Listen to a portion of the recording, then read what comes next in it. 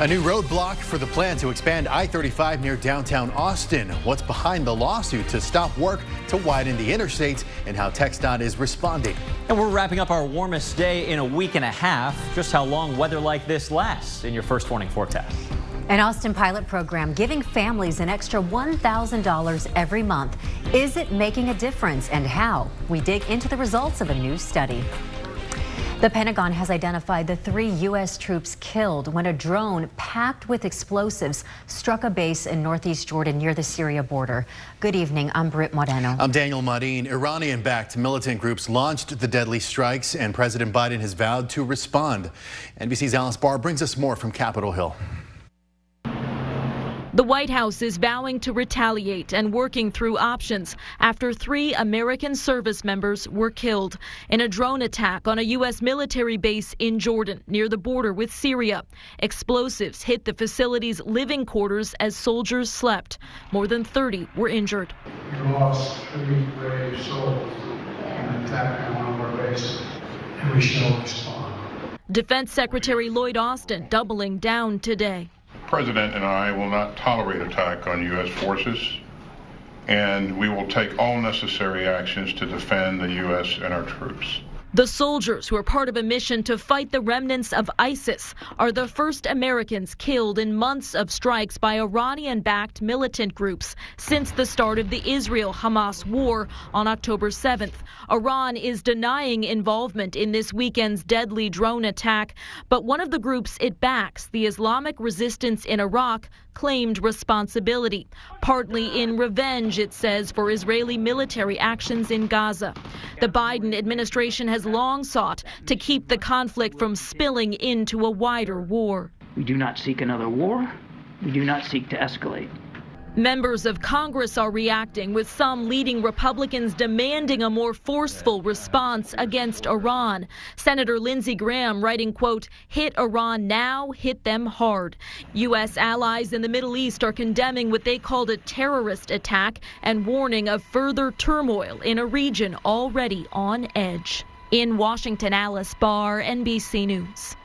NBC News learned Senate leaders in both parties asked the Biden administration for an all-Senate briefing this week on the details of that strike. This has questions swirl over how the deadly drone attack could have happened. And new today, the White House is considering pausing or slowing some arms shipments to Israel. According to 3 current U.S. officials and 1 former U.S. official, the move would be meant to pressure the Israeli government to scale back its military assault in Gaza. At the direction of the Biden administration, the Pentagon has been reviewing the weapons Israel has requested that could be used as leverage.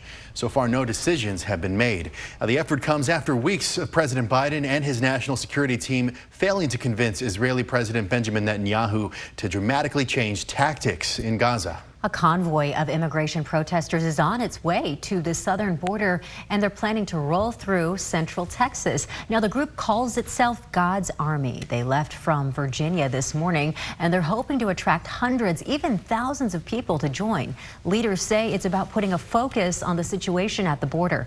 Our Ryan Chandler is digging into their plans close to Austin. He'll have the details coming up on KXAN News at 6. Several Austin organizations filed a lawsuit against the Texas Department of Transportation last week over the planned I-35 downtown expansion project. The plaintiffs say they're seeking a restart on the project's environmental evaluation process, claiming issues with air and water quality testing. The $4.5 billion project is set to begin construction this year. The 8-mile project corridor will widen I-35, remove the upper decks, add some HOV lanes, along with enhanced pedestrian and bike facilities. Plaintiffs allege the project will worsen pollution for residents along the interstate and that more analysis needs to be done. I think that we have a responsibility to look back at that history, resolve it, and move forward as a community and learn from our mistakes. And TxDOT's executive director Mark Williams said Saturday the allegations are without merit, saying, quote, "This is a project designed with the community and for the community. We have carefully followed and even exceeded the environmental and legal requirements to advance this project. We don't believe that the actions of these opponents have merit." TxDOT intends to continue to press forward to deliver the I-35 Capital Express Central project.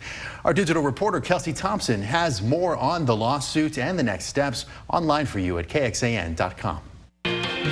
First warning weather with Chief Meteorologist David Yeomans. Let's go up on the roof here at KXAN, where we've seen a few birds flapping around on a beautiful evening. Temperatures are warmer, the sun is out. A really nice change in the weather pattern over the past couple of days. The West Shore home cam right here near downtown reading 70, which is 5 degrees warmer than this time yesterday. All of us at least 1 or 2 degrees warmer than 24 hours ago. That translates to 60s in San Marcos, Blanco, and Fredericksburg, and 70 on the dot from Georgetown over to Rockdale.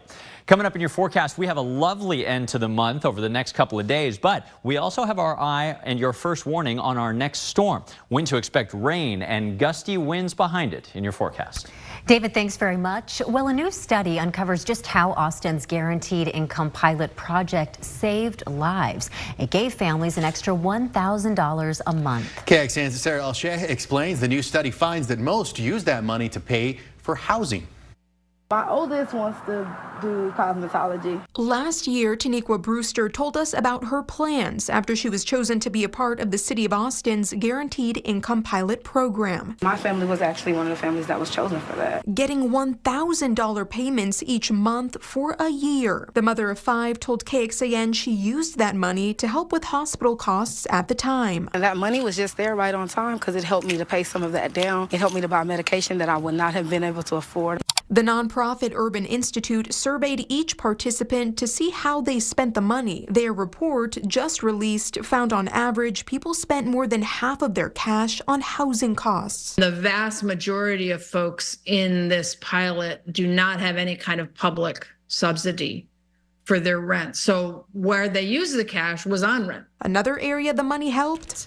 Folks weren't, cutting meal sizes or skipping meals to make their food budget work as much. Ultimately, these funds allowed people to pay for their basic needs and figure out ways to improve their lives, whether saving up to get a car, they were holding on to it to buy a vehicle to work, or paying for classes. So we got more hours and a promotion based on the training. Urban Institute says it was money well spent, helping people better themselves in the long run. Sarah Alsheh, KXAN News. And the program was deemed such a success, the City of Austin created another guaranteed income program. City Council allocated $1.3 million within its new budget to fund $1,000 a month for at least 85 families this year.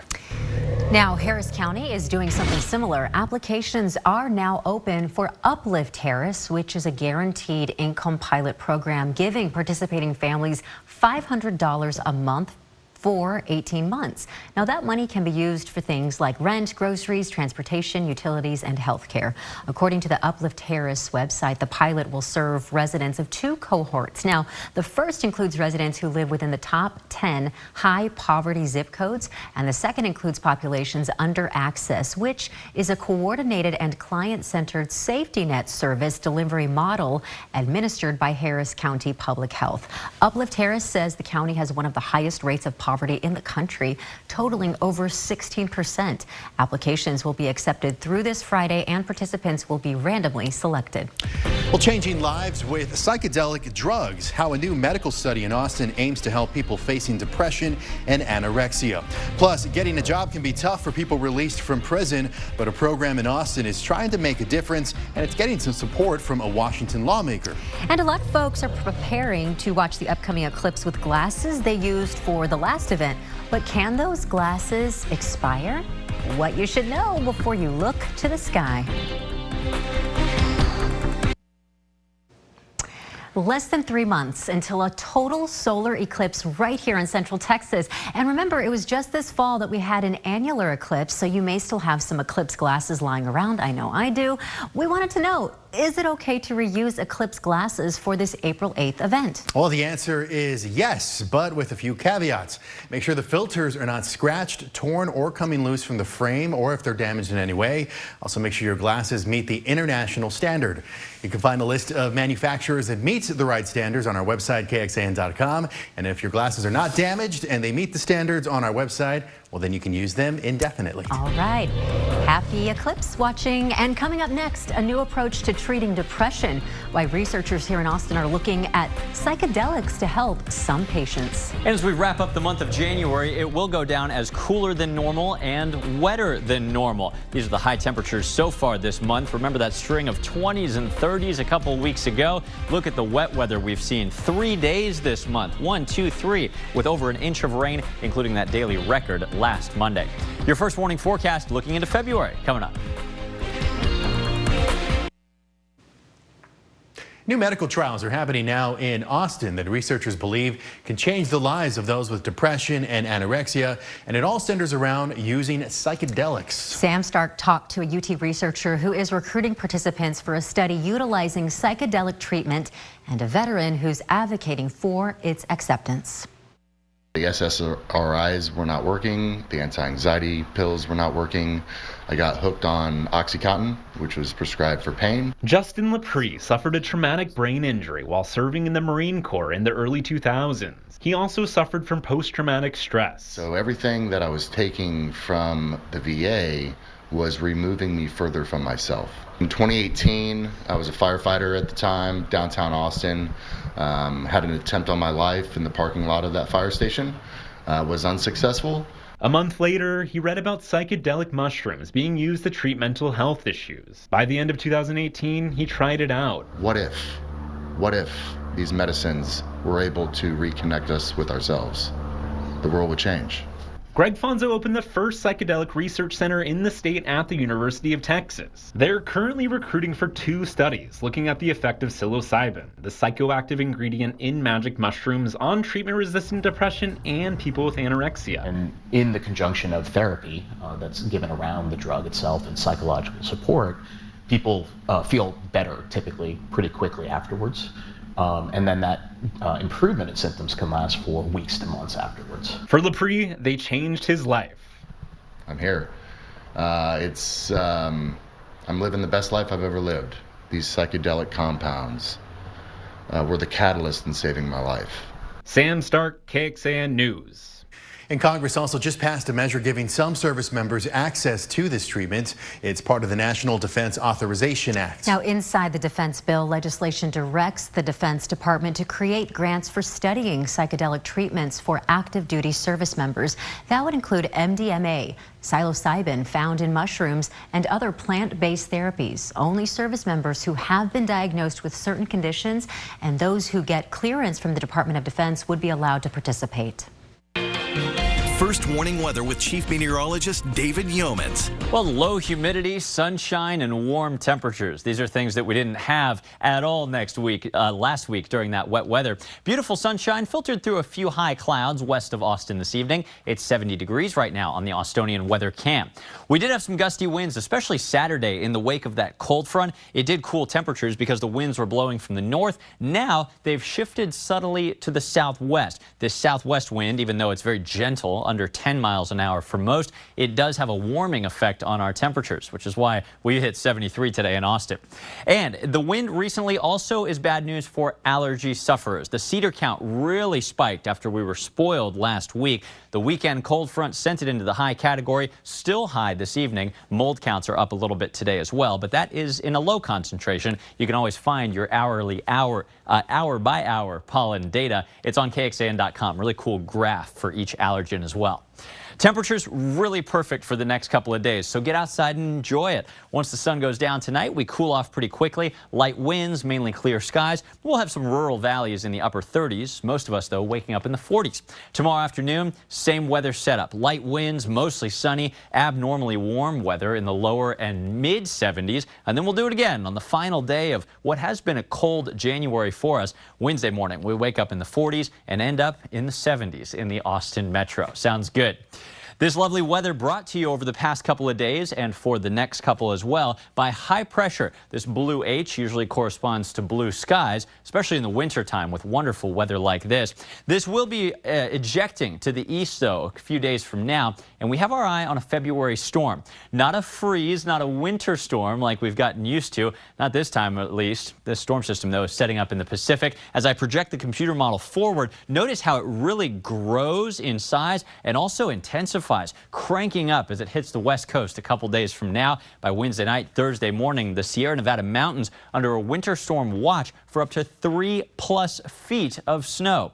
By the time the storm system arrives here, we'll see clouds later in the week, rain and thunderstorms on Friday into early Saturday. But as of right now, the big update today is that rain totals, at least for now, have trended a little bit lower. As I mentioned at 4 o'clock, there's still plenty of time to watch this system, and the models will be oscillating back and forth. Right now, though, most of us can plan on about 3/4 of an inch of rain on Friday into Saturday. There will be some who see higher amounts, and of course, some who kind of miss out. Tonight's forecast, just great. A big bright moon, a few high, thin cirrus clouds, light winds, and a low temperature, seasonably cool at 44. Tomorrow looks great. Temperatures abnormally warm again, 73 with a light wind from the southwest and lots of sunshine.